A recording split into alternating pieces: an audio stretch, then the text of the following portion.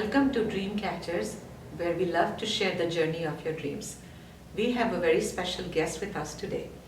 He's had the privilege of learning from legendary Ustad Alla Rakha and has also had the distinction of learning from his son, Ustad Zakir Hussain. He's the leading young tabla player on the Indian classical music scene today. Let us meet Amit Kavthekar. Namaste, Namaste. Thank you so much for coming on our show. So you were a child prodigy and you were presented to Alla Rakha at age 7 and became his last Gandaband disciple at age 11. Do you have any special memories of that time? Yes, we used to call him a Baji. So yes, we do have I do have lots of memory with him. So first of all, when I used to learn from my previous teacher, 1 year, that his name was Dreamcatchers, and he taught me for 1 year, and then he thought that I'm good enough to learn from somebody else better. Senior. So he took me to the Ustad Rakha. Okay. And then I started learning from Ustad Rakha, and that time I didn't know that how big he is and he is so famous and those things, because I was 6 years old. So after the school, my father used to take me to the classes, and I used to learn from him Tuesday and Thursday. And then eventually what happened, I used to go to every day to the classes, because I used to love the way he used to teach and the way he used to love everybody. So I started going every day, and then yes, so Ustad Rakha used to teach me. We used to learn by just watching him how he says the bowl, like dati dagena dati dati tinagena, or dhag dati dagena tina dati dagena, those spontaneous stuff. It was really, you know, I used to amaze by those kind of things. So yeah, I used to go every day. Then what happened one day, the memory. One day I went to the class very late, 8 o'clock, and Abbaji said, you came late. Now what to do? All the senior students played already. So I said, okay, now, so what should I do? So he was like, play, let's see what you do. And then I started playing, and he didn't say a word at all. After I stopped playing that qaida, he was like, come to me, come here. And then I thought he's gonna beat me now. So, but what happened was that completely different. He gave me 100 rupees bill, and he said, it's for you, keep it with you. So that's one of the biggest memory I have. I still have that. I was going to ask you yes, that. I still have that. I still have that. Okay. You grew up in the Shivaji Park area in Mumbai. You're from a Brahmin family, and your dad is a famous Rangoli artist, Suhas Kavthekar, right? So tell us about your childhood, about your parents, and did they encourage you to play tabla, or it was something that came from within you? Yes. So when I was a kid, I don't know actually how it happened, but as a profession. But I used to learn tabla, and in that process, my father took care of everything, all these activities. Tabla, he was really serious about it, and Abbaji was really serious about my tabla playing and my what progress I make. So Abbaji and my father, they took really important role in my life. So my father used to learn sitar when I used to go to tabla class. And my father always used to take me to the tabla classes every day. He makes sure that I practice, otherwise he used to beat me sometimes. But yeah. Not to hide. Not to hide. Yes, that's proud moment, why not? And yes, so then after that, schooling, then college, but I was okay in the college grades and marks, because I used to play concerts, and I used to be busy with going to the different artists and play with them. So this eventually happened, and my father is a really great Rangoli artist. So from that time, he used to make Rangoli portraits on the Diwali, and he used to invite those artist who used to he used to portrait. Uh-huh. So Sunil Gavaskar, Sadashiv Amrapurkar, Abbaji came, Zakir Hussain ji. So many artists came and just watched their own rangoli. So it was a really proud moment for me that, and so I've seen so many great legends right there. Yes. Okay. Now, do you think you made any sacrifices in order to be a musician? Sacrifices, I wouldn't call it sacrifices, but yes, if I would have been doing some job 9 to 5, I would have made maybe confirm amount of money, definite amount of money. But right now I'm playing concerts. Maybe I'll play 10 concerts, maybe I play 30 concerts in a month. Okay. And I'm teaching too. But when I used to be in India, I never used to teach much. I used to be performing. So yeah, so financially maybe. But otherwise I never felt that, because this is a passion. So you don't do this for money. Yes. I think the best thing is when you make your passion your career. Yes. Right? Yes. So in 2000, after death of Ustad Alla Rakha ji, you continued your training with Ustad Zakir Hussain. How are their teaching styles different from each other? That's a really good question. Yes, Ustad Alla Rakha, he was like a grandfather figure for me. Okay. So the way he used to teach, it was so different than the Zakir Bhai, because Zakir Bhai teaching is more practical, like more when you perform, what you're gonna do.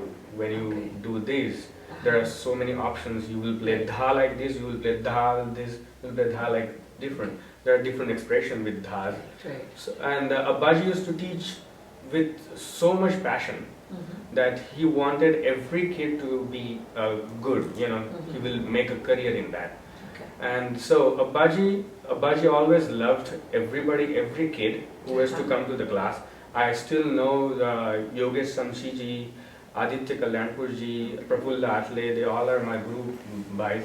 And they used to learn from him, and they made their own careers. This is because of Abbaji, because he always used to promote us, also to tell us that perform here, perform there. But Zakir Bhai, he used to be completely different while he was a teacher and while he's a performer. Right. But he is a more performer. Right. And he teaches practically, but Ustad Alla Rakha, he is more teacher. Always in his life, always.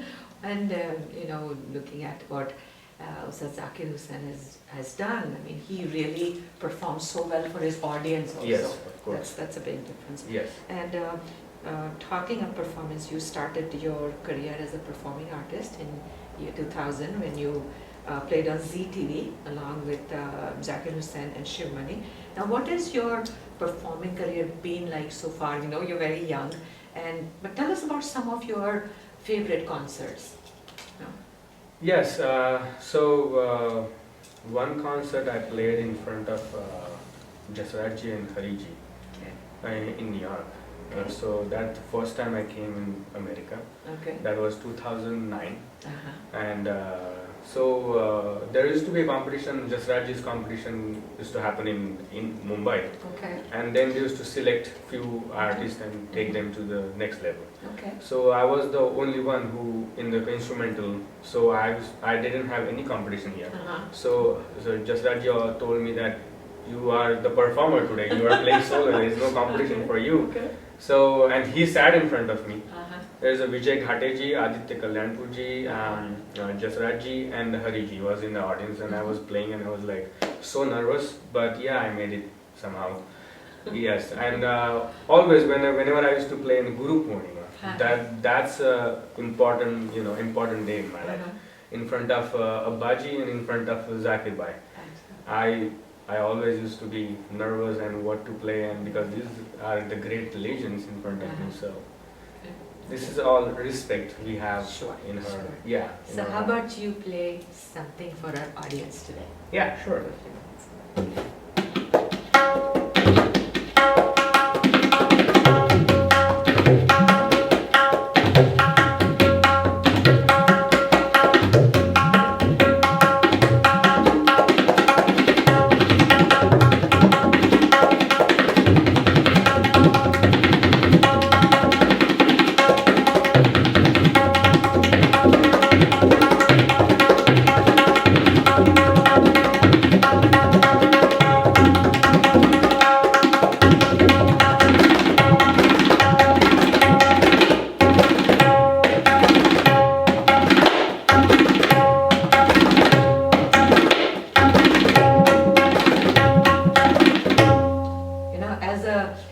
was so beautiful. But as a doctor, I was also watching how strong the muscles become here. That's true. That's true. Right. Very beautiful. Now, tell us about your move to Boston. What's your move to United States been like, and how did that come about? Yeah. So first of all, I came in the Jasraj's competition, and then my friend and my brother Aditya Kalyanpur, he had this school before, New England School of Music, and so he asked me because he got married after that. Okay. So he told me that can you take care of this? Okay. So I said yes, let me see, because I used to play concerts in India. Okay. So I said I might lose those if I come here. But then what happened is completely opposite. So when I came here, I started playing with so many different artists. Right. So it worked out for me. And other thing, when I teaching, yes, I learned so many things when I started teaching. Right. So when you teach, you are so clear about every composition and everything, concepts. So, and other thing is, yes, my students are really good. Their parents are very helpful, and my school is really generous to have me here. So I'm really thankful to my school, and my teaching experience is it's amazing. Okay. You have played for so many famous musicians, well-known musicians. So, do you have any favorites? Yeah, Putting you in a tough spot there. Yeah, I can't say I'm my favorite, but yeah, whoever I played, I like Pandit Jasraj, Ustad Shahid Parvez. I always play and get inspired, because these people inspire in your life what to do on the stage, what not to do, how you fall on your own face, how you become a hero, how you know. So there are so many things to learn. So that's why there are so many artists I would like to work with. There are so many artists I'm still working with. So it's going on. I don't have any favorite, but everybody is like favorite in some kind of something special about everybody. Yes. Is there a difference in your playing, or do you find, what is the difference you find, if there is any, when you play for instrumentalist versus a vocalist? Yes, so there is a difference, because vocalists always expect that we should play a good theka and fill it up whenever it's needed. And with the instrumentalists, yes, you get lots of chances to play and to show off. So all the tabla players, always drummers, always do that. Always looking forward for that. But yeah, so when I play with vocalist, it's completely different, because it's a completely different approach and aspect, and instrumentalist is completely different. When I play with the jazz, it's completely different, because you should know the tune and what they're gonna play, or symphony or chamber music. These all I've seen here. People play, they're amazing. They're really good at it. So yeah, there's different aspects and different approach. Okay, how do you prepare for a concert? I wear kurta, I bring my tablas, but no, when I come for the concert, I always study the musician first, whoever I'm gonna play with. Like if I know I'm playing with the Ustad Shahid Parvez, I should study what he's playing and what's going on, and his YouTube videos. That's how I get to learn that about him, that what he expects, what he not. So yeah, I mean, when you play with the artist, the main thing is you should know what he likes. I have interviewed so many artists, and one very famous classical musician told me he listened to Mohammed Rafi songs before he went on stage. So everybody has their own style. Now, who have you had the most fun playing with? And you learn from it, just pure fun. You have a great sense of humor, so anybody you just like to have fun with? Yes, mostly it wouldn't be fair, but yeah, mostly all the artists' minds. Okay. So like Niladri Kumar, or if you say Kunal Gunjali is the Santur player, Chirag Katti, who is playing today here, or the artists from India, or artists from here who we go around to eat dinner and lunches and so many talks. about gossips too. But yeah, we used to do. So in that process, Yes. you get to learn that person, and then you play with them. So it's yeah, because bigger artists you have respect for. So Absolutely, it goes different. and it's interesting how even the younger second generation of artists Right. have come about. We have hosted Kaushiki ji last Right. year, so it was a lot of fun. Yes. Now, do you have any other hobbies apart from tabla? Apart This from is your tabla, passion, we know, but yes. do you have any other hobbies? Yeah, apart from tabla, I do sometimes trekking. I Okay. do portraits too. Yeah, I saw I one that you made with your dad for Yes. A.R. Rahman and Nana Patekar, right? Yes. Okay. So we always, I love that Rangoli because It's I. relaxing. Probably. Yes, it is relaxing. It's something different, Mhm. and out of that you take that colors and put in a tabla. Okay. So it's becomes colorful Okay. music and different arts too. Okay. Okay. Now, you also have a CD coming out, right? It is, yes. Because then I saw African artist. I don't know how to say his name. Bubakar Yes. Dabida. Yes, Right. Bubakar Jaibet.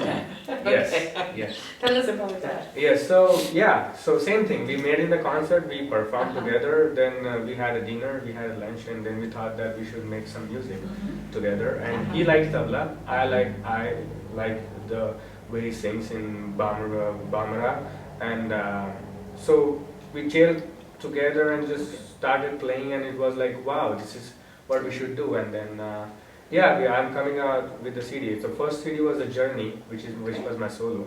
Now this is going to be a journey continues.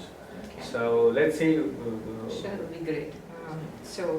Amit, you have said I'm a tabla player, and I will be a tabla player till my last breath. And of course, right now you're one of the leading young, huge tabla players from our country. Now, do you have any bigger dreams? How far would you like to go with your dream? Yeah, actually, the sky is the limit, and whatever I became and whatever I will be, it's all credit goes to my guru. And I always want to be a good musician, and no matter whatever happens in the future. But yeah, I will try to be a good student and musician. It's wonderful. We wish you all the best, and maybe as a last note, you could play something for us. Sure. Sure.